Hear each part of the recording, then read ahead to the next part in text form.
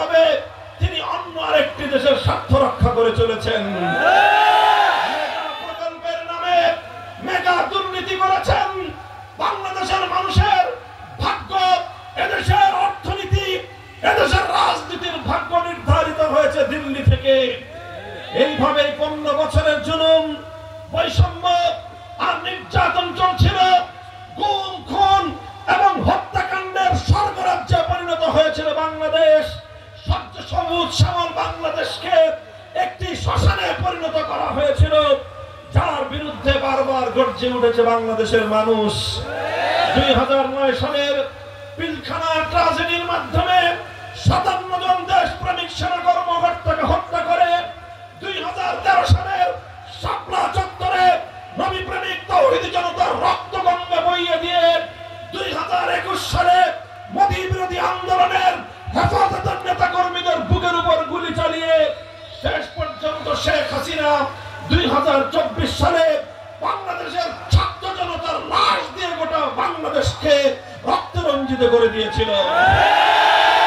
Antibacterial additive যুক্ত সেরা water tank বিশুদ্ধ পানিতে ব্যাকটেরিয়া জন্মাতে দেয় না। এদেশের ছাত্র জনতা অধিকার চেয়েছিল।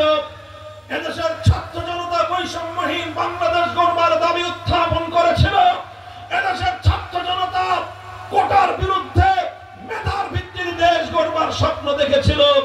তখন শেখ হাসিনা এই ছাত্র জনতাকে রাজাকারের বাচ্চা বলে গালি দিয়ে আমার দেশের 4 কোটি সূর্য সন্তান, সোনালী সন্তান ছাত্র সমাজকে কলঙ্কিত করেছিল।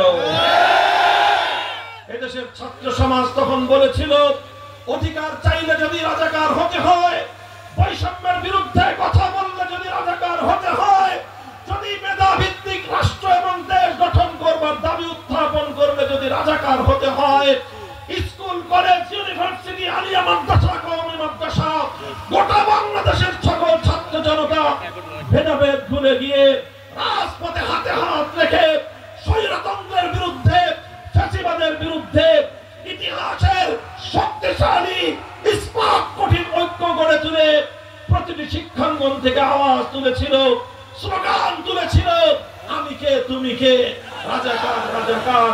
এই স্লোগানের মধ্য দিয়ে শেখ হাসিনার মুক্তিযুদ্ধের চেতনার বাণিজ্যকে 24 জুলাই মাস প্রত্যাখ্যান করেছিল বাংলাদেশের আগামী প্রজন্ম।